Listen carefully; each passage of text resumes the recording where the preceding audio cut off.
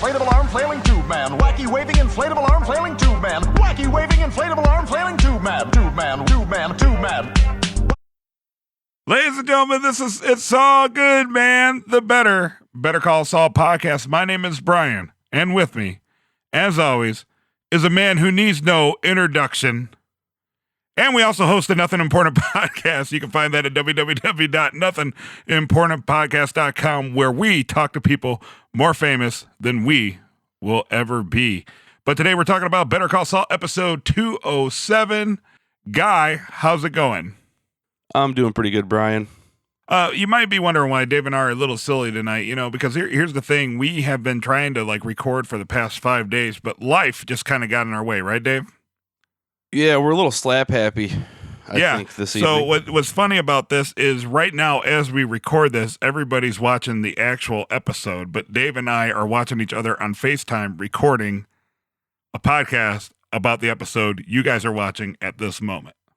So we open up with young Jimmy McGill. He's supposed to be sweeping the floor of his father's shop. He's hanging out on the aisle reading Playboy, which is nice. Nice touch. I don't even think, Playboy's not even really around anymore, are they? They're trying to sell it, right? They're still around. I believe they still have an online presence. Mm-hmm. Mm-hmm. I mean, remember that girl from Spring Break? That was the Cyber Month girl. Oh, yeah. That's an achievement. He overhears a guy talking to his dad, who's basically begging him for $5. And little Jimmy tells his dad it's just a ripoff, and just like the bum from last week. That's right. I like how he put the Playboy behind the Boys Life magazine. Mm-hmm. Yeah, totally. I was a subscriber to Boys Life growing up. That's the Boy Scout magazine, right? Yeah. Yeah. One thing that kind of struck me about this whole scene is living in Chicago, I get people coming up to me all the time with the whole scam, oh, my car just needs $5 in gas because I drove here from Iowa and I can't get back home. I get hit with that scam all the time, but I mean, I've never seen anybody actually go into the gas station to try to pull that before. What is your response when you get that? Fuck off. Mine is, I'll put gas in your car. Yeah. You tell me you want $5 for gas, then my response is, okay, bring your car up. I'll put $5 worth of gas in your car. And if they refuse, then all right, it's a scam. And if not, I've done it before. I did it for somebody. I put a gallon in his gas tank. He had a can. Yeah. And I threw him a gallon because I was like, you really want it for gas? Here you go. Here's some gas. Yeah, some people are really intricate with it here in the city. They totally do carry around gas cans, and they have all sorts of they make scamming people a full-time job, which it still befuddles me to this day. If they put an ounce of that effort into a job search, right? Yeah, they'd probably be better off than both of us put together. You know what I mean? Well, exactly. I don't know if we should keep this on the record, but I want to tell you this. In our small town, I was riding with somebody who's never really left the small town. Mm-hmm. And, I spent a couple years in some bigger cities and came back. Mm-hmm. So we're pulling up to the local gas station in the small town. And with my buddy, I'm like, there's this guy milling about outside. I was like, this guy's going to scam us. He's going to ask us for money. Mm-hmm. And he's like, no, this is town X. This is not going to happen. It doesn't happen here. And I was like, watch what happens when we walk past him. So as soon as we walk past him, hey, man, blah, blah, blah, gives us the sob story about his car's 15 miles away. He needs a train over here and money over here. And he's got this gift card that he wants to sell to us or some bullshit. Right, yeah. And when we were leaving, he's just like, how did you know that guy was going to ask us for money? And I was just like, they have a way. Yeah. Body language. Totally. You can see it coming a mile away, especially when you have to deal with it all the time. Yeah, and to be able to notice that at Jimmy's age, where he called him a grifter, I didn't know what a grifter was till I was in my teens. Real recognize real, homie. Real recognize real. Exactly. You know what I mean? Yeah. Slippin' Jimmy recognized slipping epilepsy son guy. You know what I mean? He gets it because he understands how it works. People kind of gravitate towards their own and can tell. You know what I mean? It's like gaydar. Exactly. Gay dudes know gay dudes, stuff like that. Straight dudes don't. Right. So Papa McGill. I don't even think we got a name for him. Did we get a name for Jimmy McGill's dad? I don't think we did, but that was a hell of a casting decision. Why? Oh, he looks like Bob Odenkirk. He sounds like he totally looks like he could fit in. I thought you were going somewhere else with that, but yeah, totally. No, I just wanted to comment on it. Yeah, Papa McGill gives the dude $5, and he goes to get the spark plugs, And the dude still hangs around, and he wants to buy a carton of Cools with the money that he was just given from the cash register. That's a strong move. It's a strong move, but I kind of had a problem with it, I guess, because the ball's on somebody to ask the dude's son to buy shit after he just gave him money. Like, the dude's not going to tell his dad. Well, hey, man, that's why he said, you know what, like, I guess I didn't think of it like that specifically, but, he did say, in the world, there's wolves and sheep, then you need to figure out which one you're going to be. Maybe that guy was just kind of taking some pleasure, and maybe he saw some respect for young Jimmy because he was like, money first. Yeah, or maybe, what I mean? real So recognize real, as you just said, real recognize real. He knew Jimmy wouldn't say nothing. He knew he's talking to one of his own. Right, kindred spirits, right? Right, absolutely. So Jimmy sells them. The 2 packs of Cool, and then he pockets to $8. Is this supposed to be like his first time dipping out of the till? Because I don't know. He's got the story was about how over the years he had stolen thousands. Right, he's only got $13,200 left to go. That's a good start. That's not even accurate math. Hold on, $13,992 to go. Well, that's if Chuck gave a Chuck might have rounded. Yeah. Either way, it's a start. You got to start somewhere. It's a start. It's a slow burn. It's going to take him a while to get there. Yeah, absolutely. You gotta keep working towards the top. Opening starts. It's the foot massage opening, and there's something about that opening that just kind of creeps me out. I don't know if it's the rhythm and the motion of the foot massage thing or my own insecurities or what. But it's exactly the rhythm and the motion of the foot massager. Right, yeah, it's just something really odd about it. Like it's just not really unsettling, but it's discomforting, I guess. Like there's something about it to me. The glass of scotch brings me some comfort, though. Indeed. That's because you're a raging alcoholic, Dave. You don't even drink. I have to argue with you to get a beer. I had that argument last night, actually. About drinking a beer? I had 2 female friends were like, hey, come to the bar. And I was like, you looking for an Easter Holy Trinity or what? Oh, and she's like, yeah. And I said, too bad I don't go to bars and I don't drink. Yeah. The show's open. We see Jimmy doodling, which I didn't realize on the first viewing. But on the second viewing, I realized he was doodling the logos for him and Kim's potential law office. Yeah, I'm going to toot my own horn here and say that I noticed that pretty much right away. That it was an M and a W? Yeah, the W and M, because I just went through some options and I was like, what Wexler McGee? Oh, he's putting her name first. Yeah. And he's developing a logo. And it got me thinking about the preview scene where she's like, what kind of lawyer do you want to be? So then it clicked. I was like, oh, he's going to proposition her to join him to shit where he eats, basically. Yeah. I saw that he was drawing the same thing. I guess I just never put 2 and 2 together. I think I just saw it as like, oh, he's doodling. You know what I mean? Like he's wasting the time. I saw it more as he was just kind of aloof. You know what I mean? Like he's there and he's just kind of like wasting time. I didn't put 2 and 2 together. True. But if you go back to the opening scene of the season, the black and white Cinnabon where he's locked in with the trash. Mm-hmm. His doodles always have a purpose, man. Yeah, that's true. Yeah, I didn't even think about that. Good call. I did like the little touch. This is just a Brian notices something ridiculous in the background thing. He was sitting next to a pneumatic mail chute, and a letter dropped down the mail chute, and I like that. And you noticed that weird. I actually rewinded that like 3 times. And if you paid close enough attention, I think once you notice it, you know how you'll your other senses will pick up things. You know, so like once you notice the mail going down the chute, you hear like the like cutting through the air. That's just barely good sound design. Yeah, good sound design. Just barely in the background.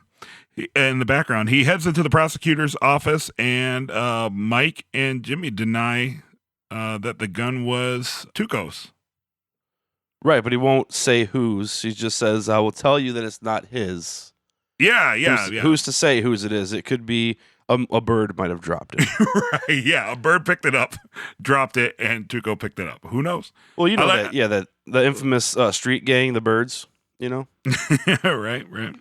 I like how the prosecutor was onto that real quick. Oh, yeah, saw right through it. Yeah. Did he pay you off? Did he threaten you? Well, Mike knows. Mike knows they're going to notice. I think he knew how to act to arouse their suspicion, but keep him in the clear. Oh, so you think he was like giving them like hints of sorts, Yeah, but 'cause there was- nothing he could go like on record on. Right, but I thought he gave like the was it the DA like a meaningful look, Mm-hmm. or just the stone face, like not denying it, but Right, not right, admitting right, it either. Yeah, right. Yeah, like like the silence is deafening kind of deal. yeah, Yeah. yeah. It's just another example of Mike's knowledge of both sides. Mhm. He works that to get where he needs to be. Yeah, I like how he threatened to make him Mike available to the defense also. Like basically threatened to testify on their behalf against himself. Right. Yeah. They walk out of the office and they have a chat in front of the elevator. Jimmy talks about his experience in the first season where he broke, Tuco broke the twins' legs. He had the pruning shears, I guess they would be, or like the pruning snips on his fingers, and he told Mike he was doing the right thing. Mike wants none of it. Yeah, it's funny because he doesn't want this. He doesn't want this personal connection that we know is inevitable in Breaking Bad. Yeah. He's just like, whatever, guy. Okay, cool. Ride the next elevator. Right. And bill me. Yeah, bill me. Yeah, Jimmy tried to do him a solid and say, hey, this is on me. It's like, no, bill me. But that's Mike being wise because he knows that Jimmy's all favor for favor, and Mike doesn't want to owe anybody any favors. Yeah, he's a very principled man. We've talked about that before. Jimmy calls Kim, wants to know if she resigned. She's waiting for the offer letter, and it hasn't quite come yet, but she's waiting until Thursday. That's pretty ballsy that she was still in the bathroom of the law office, though. What you know what I mean? Like, that seems like a pretty ballsy conversation to have there. Maybe she's at the point where she don't care. Yeah, like wanting to get caught. Like, fuck this. Yeah, she was. She's waiting for the offer letter. It has not come yet. She anticipates that it will come Thursday.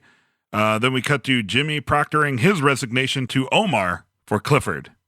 And It's all going well. Jimmy's trying to be respectful, come up with an eloquent yet professional way, make it sound heartfelt and like he appreciated the opportunity, until Omar reminds Jimmy that he's going to have a bonus to repay if he quits before a year. Right. Well, I like the thing where Omar stopped him and he's like, "You're not happy?" Right. Like Jimmy, he didn't stop to realize like how this is going to look to everybody else because he's just all blah, blah, blah, doing his business, and all of a sudden he's like, "Oh, I'm not happy." Right. Yeah. It's really out of the blue for Omar and Cliff and Aaron. Yeah, Omar was like his buddy, even when Jimmy was being imposed upon by Aaron. Omar was right there with the information that he needed. Yeah, I got a little feeling that Omar's relationship with Jimmy may continue, but they'll come up later. Yeah, and then Jimmy had the most awkward backtrack ever. Like, oh, geez, I was just so stressed. Like, oh yeah, I got to come up with my bonus money that I already spent. Well, yeah, blah blah blah blah. Woo, yeah. I don't know what I was thinking. It was kind of silly. So, how much do you think the bonus was? 50,000. 50,000. That's a good bonus, man. Yeah. Oh. All right. I have no idea. Maybe it's a year's salary or something. Like I like how he said, "I'm not unhappy per se. I'm just not happy." Yeah. It's awesome how you can say the exact same thing two different ways, and then it can have like two way different implied meanings. Lawyers are good with that stuff. Yeah, totally. Lawyers and scam artists. Yep. Jimmy apparently takes off. He's headed to Albuquerque, and this is your favorite part of the episode, I'm sure, where he happens across a rather sharply dressed, wacky waving, inflatable, arm flailing two-man, Dave. I guess just so happens to have his haircut and fashion sense. Right. Because when I'm looking for motivation in the next direction of my life, it's straight to the used car store. And the one by me, I guess I would want to be a purple gorilla. Yeah. Hey, you never know. You never know when inspiration's going to hit. And okay, so let's talk about this scene real quick because it went on for like 5 minutes or whatever it went on for him. But I think this is the first time that we saw any of the really like experimental editing in the show, right? Like it was the first time where it was kind of whimsical. like that kind of a montage, that kind of like Steven Soderbergh type montage. Yeah, just like really, really out there, and it's like distinctly different from the rest of the tone of the show. Like I remember Breaking Bad, they did a lot with like Jesse Pinkman's parties and some other things they had going on. But like this was like so extremely different from any other tone in the show. Yeah, graphically, there's. Yeah, I really enjoyed it. It kept splitting the screen up, and some nice little touches. Like he's lining up his suits in the closet, and You knew right away, right? What's that? When he hung the rack of suits, I knew he was going to unzip it and it was going to be pastels. Oh yeah, totally. And what I like about that is it was in perfect Roy G. Biv. Oh, was it? Yeah. So if you look at it, it was totally Roy G. Biv from left to right, and I was like, oh, nice touch. Yeah, all the colors. That is pretty fun. Red, orange, yellow, green, blue, indigo, violet. It was but I liked it. It was a very 70s. Like, I don't even know if I'm using this term correctly, but like postmodernism or something. Like it was like very 70s, but very like contemporary at the same time. Like I just really enjoyed how they did that. And I like the sped up film of the arm flailing tube man, like, and how it kind of bobbed to the music. I would say they edited it to where he was actually like in beat with the music, which is pretty awesome. Yeah, lot of really good camera sequences this year. Like I really liked Hamlin and Kim walking through HHM's office. Tracking shot. Yeah, like that all one shot that until he goes into the meeting with the bankers. But like I really, really enjoyed this whole sequence where I don't know, it was so different from any other tone that's been shown in this show so far. Yeah. That I just really enjoyed like the break and pace and the absolute I guess just different feel of it. Yeah. It's a sign of things to come. Mm-hmm, absolutely. Jimmy heads to his first meeting in his salmon suit and getting WTF looks from everybody in the office, completely unimpressed, but you got to hand it to the man. He owns it. He owns the salmon suit. Erin, of course, isn't impressed. No, she's not impressed by much. She's like Shania Twain. Yeah, and then this kind of starts that whole... I just got that. Did you just think? Are you cracking yourself up? Did you even? Yeah, I just thought of that. That just came. That was stream of consciousness right there. Awesome. So, in between the wacky waving, inflatable, arm flailing tube man, and all the craziness going on, now we get a nice little montage of Jimmy just going out of his way to be super obnoxious and seeing if he can get himself fired. As I say, I did enjoy the juicer in the office. That was kind of funny. Because, and I watched it twice, and I'm pretty sure I got this correct, but he puts the vegetables in, and the juicer shoots the first guy, right? Splatters all over his suit. Uh-huh. So then he wipes that guy down, and he turns to the other guy, and he's like, oh my God, I got you with my handkerchief. And he was like rubbing it from the handkerchief the other guy didn't even get anything on him. Oh, I didn't know that. He was rubbing his hand. He was like, oh my God, I got you with my handkerchief. And like, it was rubbing his shirt. I never noticed that. Oh my God. Yeah. Yeah. And then he's teaching Eduardo from Michigan how to vacuum in Spanish. Yeah. That's awesome. He's like, dude, I'm from Michigan. Yeah. Okay. So one note about that, I actually love to vacuum. It's like one of my favorite like household things to do. And my wife teases me because I don't do the push forward and pull back, where it's just constant pushing and pulling back. I'll start at the far end and I will pull the vacuum towards me. So when he was explaining how the suction worked because you're working against a grain or you're working against the motion of the brushes, that's what I always thought. I'm like, oh, it's such a better way to vacuum, like so much suction. See, I always do the V. Pull it back straight and push it up at an angle. But there's a line of pull backs. Yeah. So I guess that is true.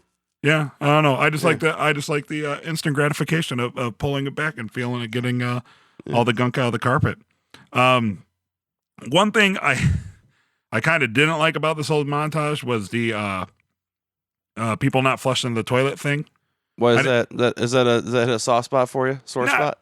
Well, I don't know. I just I think I don't know. Like it's weird. As rude and crude as I can be, you know what I mean? Like for some reason, it's off-putting to me whenever TV shows and such have like toilet humor in them. You know what I mean? Like, I just think that's Like literal toilet humor. yeah, it's just such like a cheap cop out. For some reason, I'll let South Park slide on it, but like Family Guy, every time they fart in an episode, I'm like, oh, so fucking lame. You know what I mean? Or like my daughter, she has an app on the iPad, you know, and like if you have a duck and you touch the duck goes whack and waddles, you know, and she's like, oh, that's funny. And then the next animal up is a pig, and you touch the pig and it oinks, and then it like rolls in the mud, and oh, that's funny. But then it has a horse, and you touch the horse whinnies and then shits all over.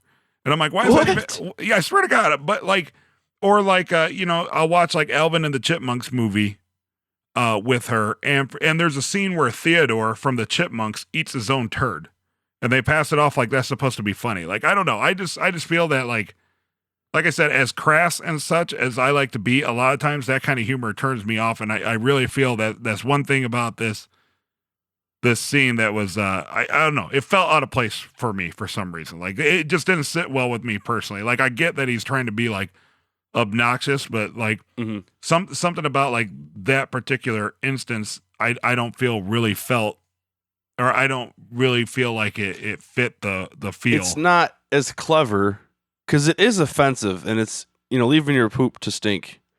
Yeah, it's one of the worst things you can. It's one of the worst things you can do in an office. Right, like I said, I get it. It's so much below Jimmy's standards of messing with people. Well, I think even just the show, I don't know. It just seems like a super stupid, like. Yeah, I didn't really. I let it slide because I'm mostly like you. I don't like toilet humor. I think fart jokes are stupid until I hear them. Right. I don't know. I guess I'm just saying it just seemed like a really out of place joke. I guess for me, it just seemed really out of place. But oddly enough, the bagpipes did not seem out of place at all. I did enjoy the bagpipes and how he tries to correlate that with Cliff playing the guitar. Like, oh, it's so much the same thing. Yeah. Oh, you can hear that through the door? I didn't realize. And loudest instrument there is. Once again, I love the subtle things. I just love when he says, all right, that's it, into my office. And he sets the bagpipe on the counter, and you can still hear the air escape, and it's just like, yeah. That's pretty awesome. You know, because he's just trying to relieve stress. That's all, just like Cliff. That's right. You know, he's just trying to express his musical endeavors in an attempt to unwind you lax. Yeah. And so he heads into Cliff's office, and he gets fired, and it's Cliff is one step ahead of him. He knows exactly that he's trying to get fired so he can keep the bonus. I like how he called this business suit an optical migraine. Yeah, that was pretty good. Yeah. I knew you'd like that because you're a big wordplay guy. I knew you'd like that. But I thought this was like an incredibly real scene. Like, I really like the scene because this kind of brought all the goofiness with like the toilet humor and playing a bagpipe in a law office, you know, because like I get it's supposed to be funny and exaggerate, you know, but like this really brought it back to earth. Wow, Will Smith from Independence Day just came by, like brought it back to earth. But anyway, it brought it back to earth, and you know, it was a very humanizing moment when Cliff was just like, you know, how exactly did I mistreat you? Right. You know, he just wants. Yeah, like, why didn't you give this a chance? Like, what's going? Yeah. Yeah, like, dude, like, what did I do to you? You know. I like how he even points out, he's like, you know, you have we got you a Coco Bolo desk. Do you see anybody else in here with a desk like that?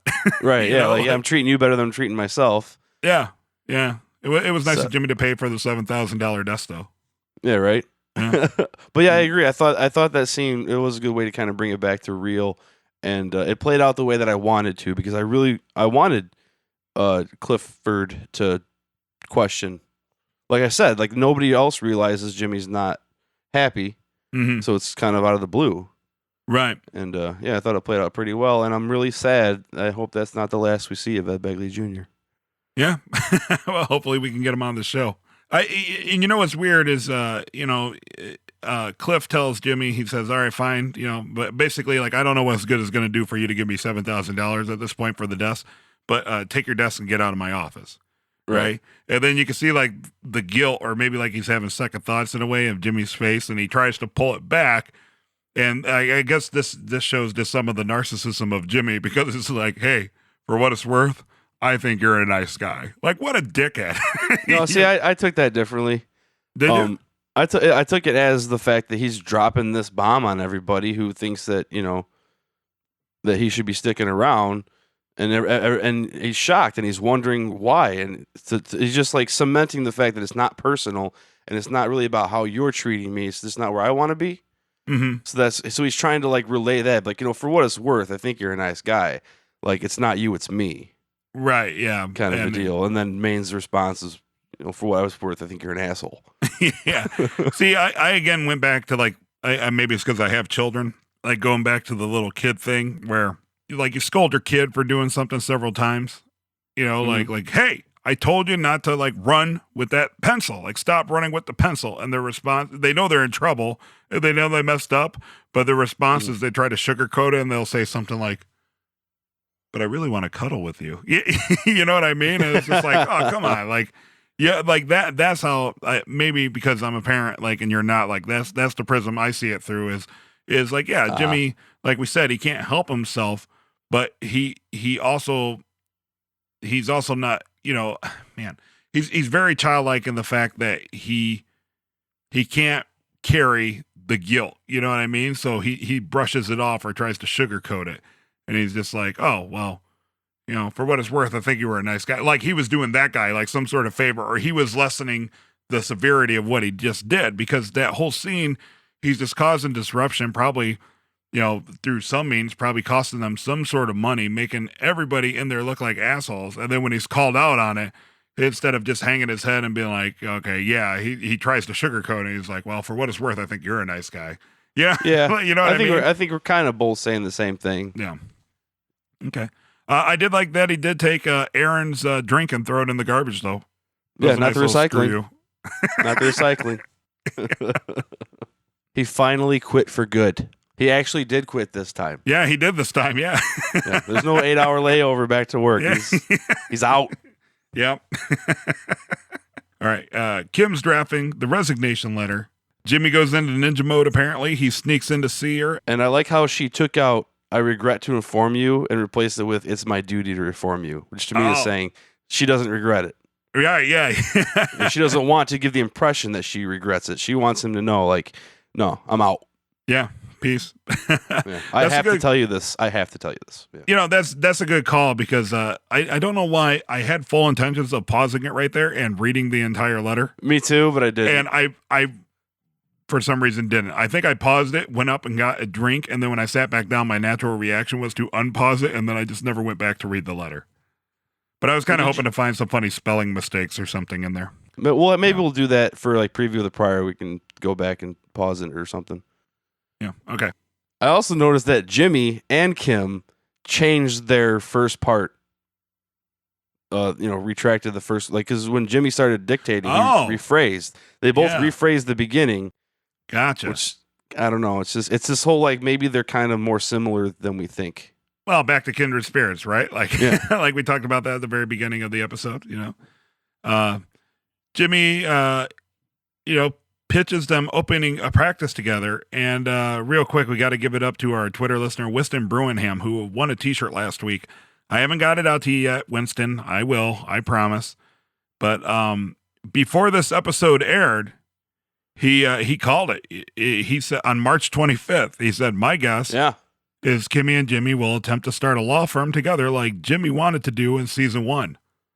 Huh. Way to go, psychic. I didn't see it coming. Yeah. Yeah, no. Winston Bruinham on Twitter calling it days ago. Good job, my friend. You know what? And even called it before we watched it. And I watched it like 2 days ago. And I was like, I could have swore somebody said something about that on Twitter. And it happened to be Winston Bruinham. So great job, guy. Great job. Well, I think somebody else said something about how they'll go into business together and then he'll end up getting fired and she'll die. Dave.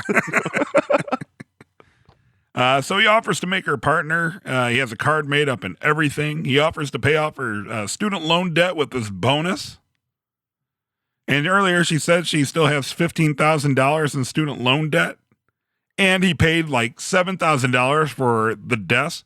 So his bonus is at least up to like $22,000 right now. It's probably 100 G's. Would that be typical for a lawyer? I'm not a lawyer. I'm trying to think of how, like, the only contracts that I ever hear any information about is sports, through the sports talk. Mm-hmm. And I'm pretty sure bonuses can be around 5-10% of a salary. Oh.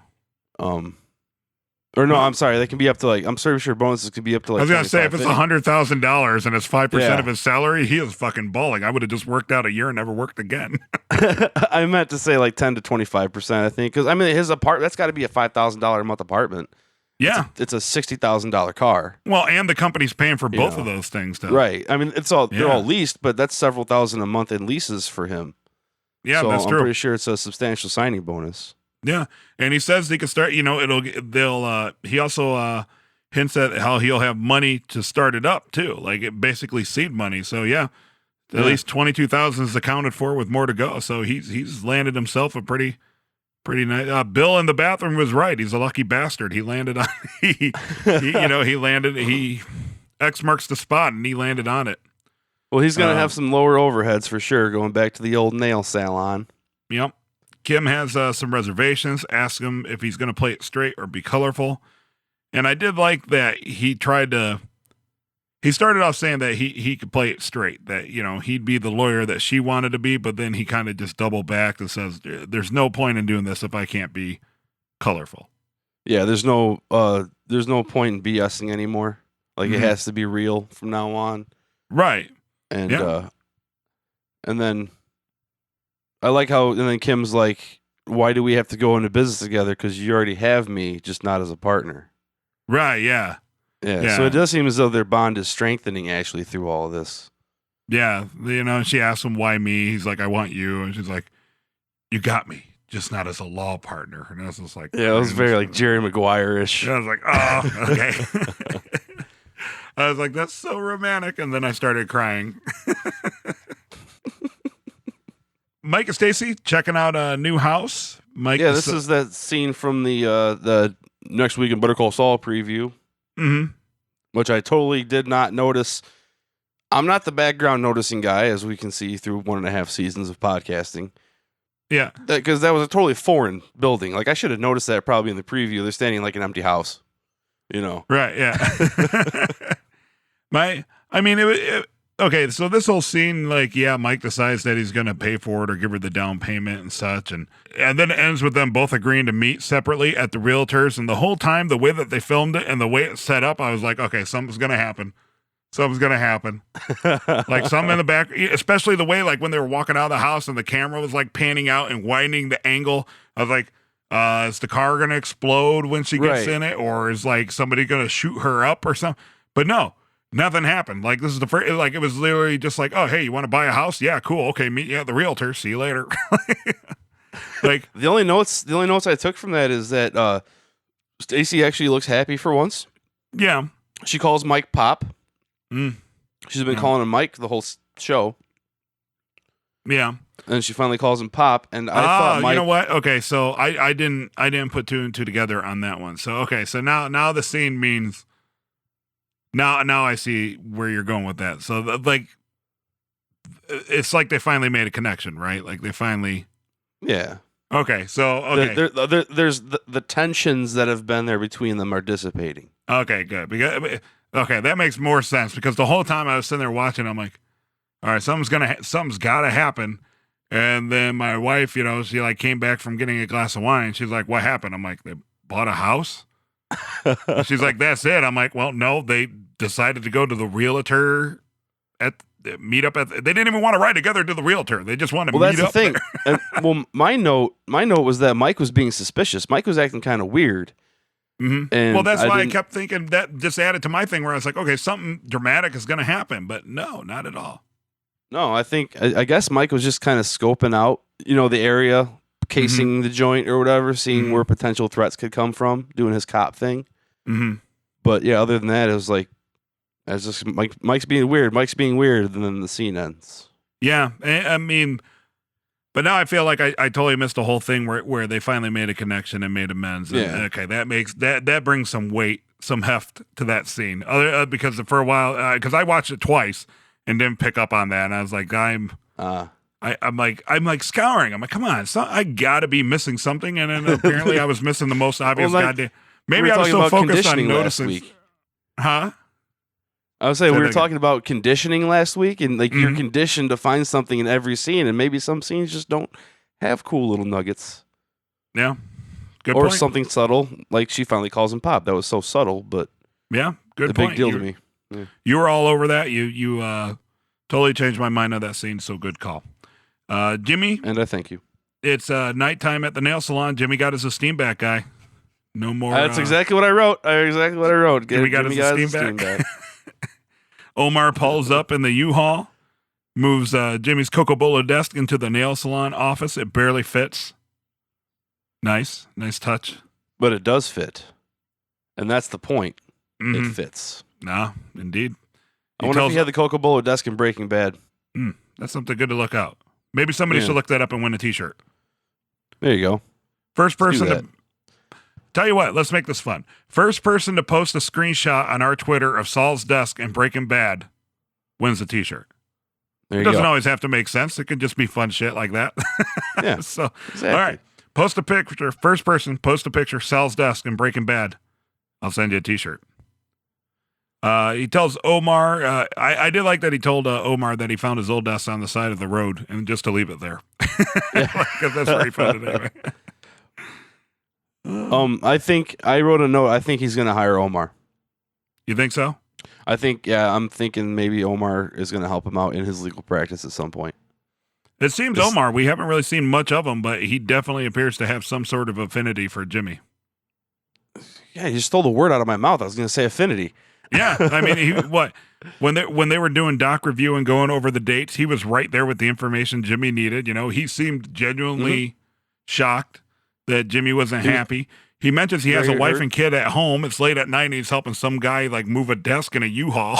Yeah, you know? exactly. That's not. I mean, he doesn't have to do that. I mean, I guess he's his assistant or whatever, but that seems above and beyond. Yeah.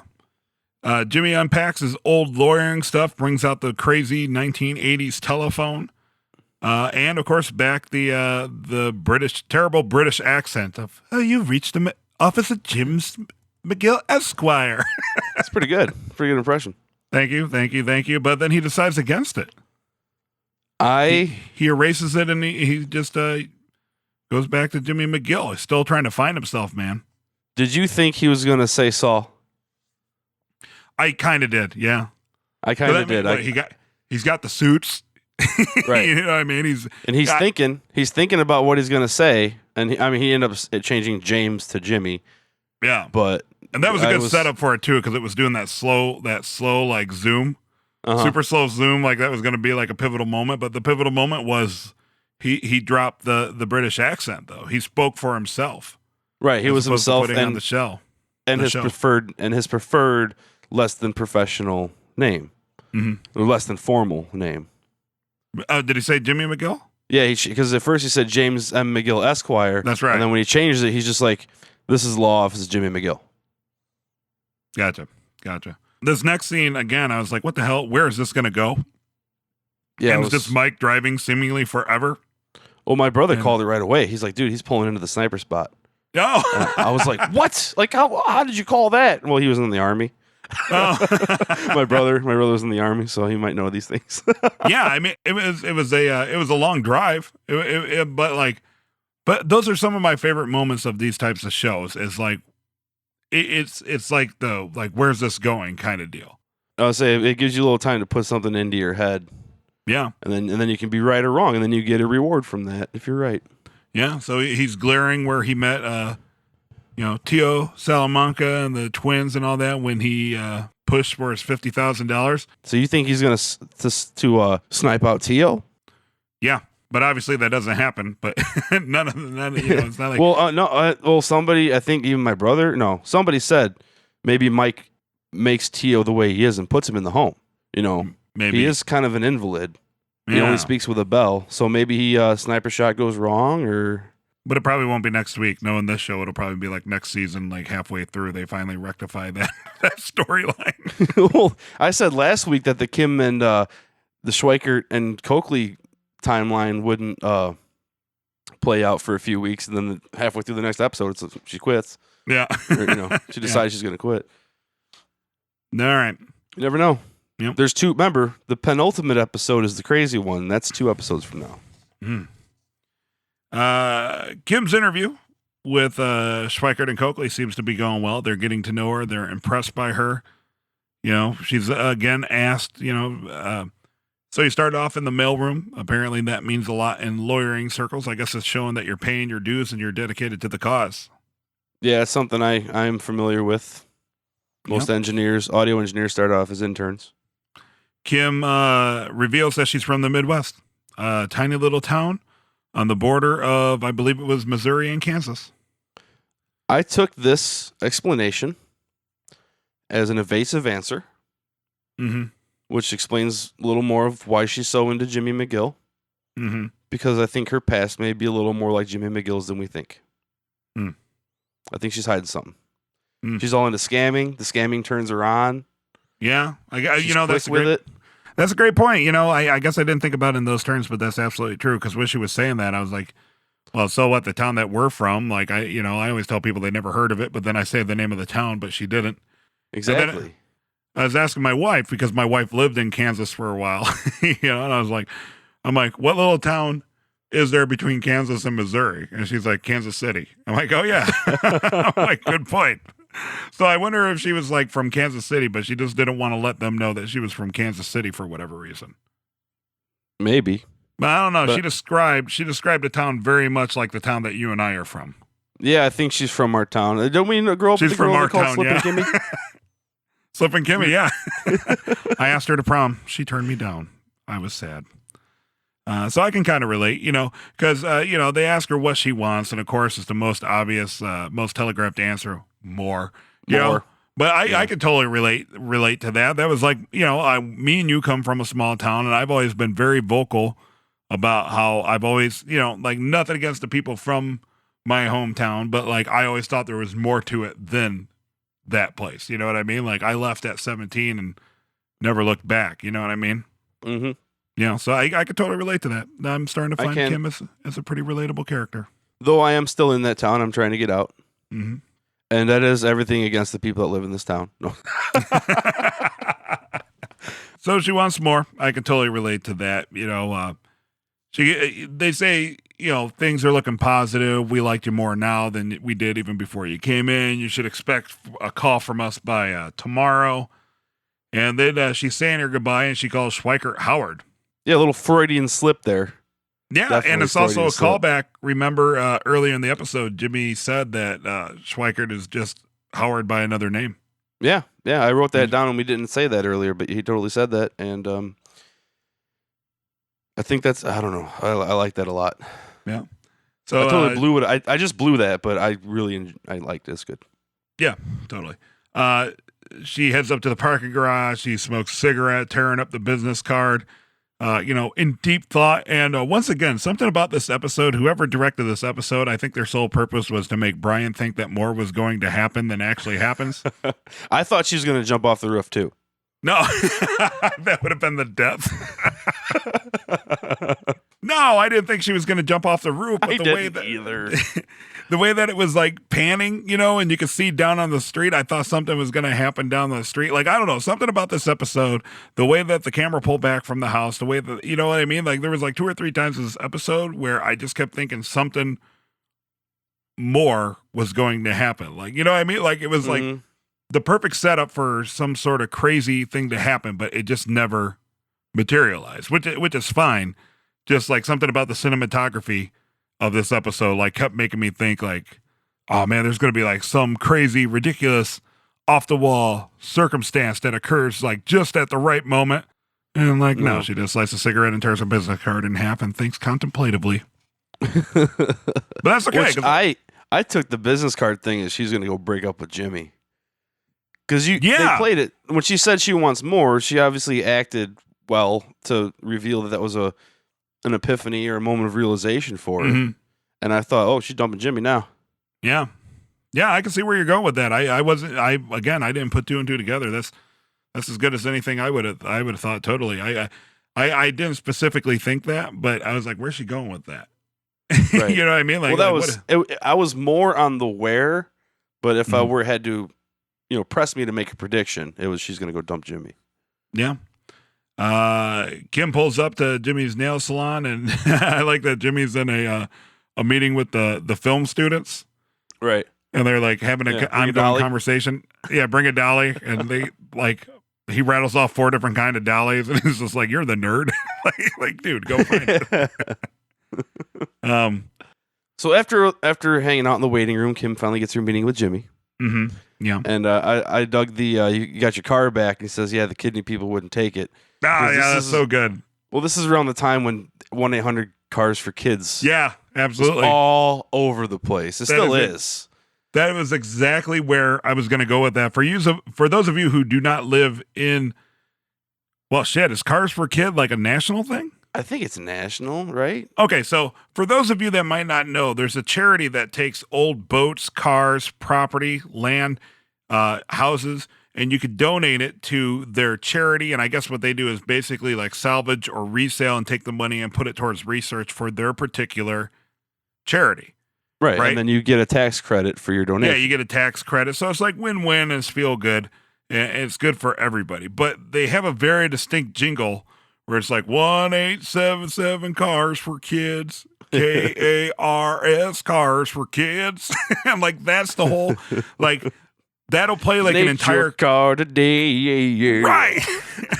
And they have like a rock and roll version of it and like a pop music version of it. And then there's like a version where it's like a little choir of little kids. And then there's like an old folk singing, Cars for Kids. So, as somebody who listens to the radio a lot, I really, really enjoyed that little reference. So if you didn't get that, that's what it's about. I dare you to go on YouTube and look up the Cars for Kid jingle, and I dare you to try to get it out of your head for the next 5 years, because it's not happening. All 50 versions of it with the same Oh, melody. my God. Dude, there's like a dance mix, and it's insane. My personal favorite one is like where they have the little car, or they have like the little girl, and it's like a rock and roll version. Yeah. Like where they're doing like the 80s, like 1877 Cars for Kids. Yeah. And like and she does it's like she goes down like donate your car today. Like it goes up and down the scale. That's kind of what I was making fun of when I was singing Yeah. it. It's like little Christina Aguilera. Yeah. Like she's probably doing like the weird hand motions to like keep her note, like visualize her singing voice.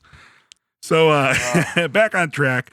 So what Kim proposes is basically 2 solo practices under one roof, much like a KFC Pizza Hut. The thing about KFC Pizza Hut is they're actually owned by the same company. Right. But that's not the joke. We never got an answer to the dip me in salt and lick my asshole. No, right? we did not. Okay, well, I'm still going to leave that open to whoever can tell me what's going on for the T-shirt. Mm-hmm. But the movie that's in takes place in hell. Okay. And in hell, they have KFC, or they have Taco Bell Pizza Huts. Uh-huh. But you can't get Pizza Hut. You can only have Taco Bell. Uh-huh. But the thing is, if I'm in hell, that's heaven for me, because Pizza Hut is way worse than Taco Bell. Taco Bell is one of my favorites. Right, yeah. So, yeah, fuck Pizza Hut.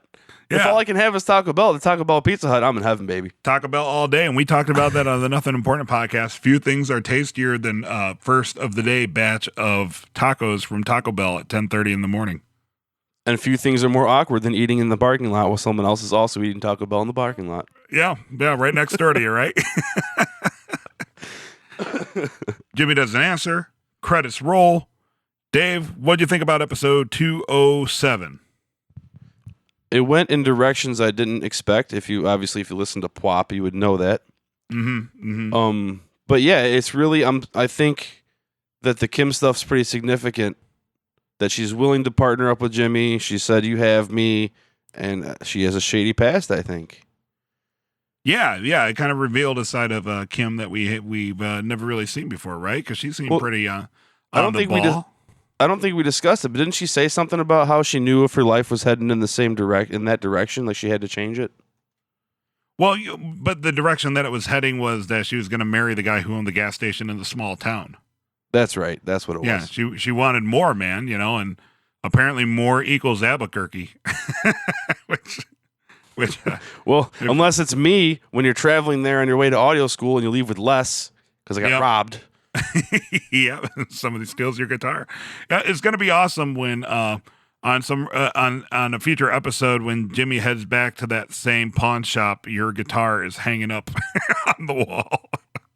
No, because my guitar was stolen in 2011. Mm-hmm. Oh, well.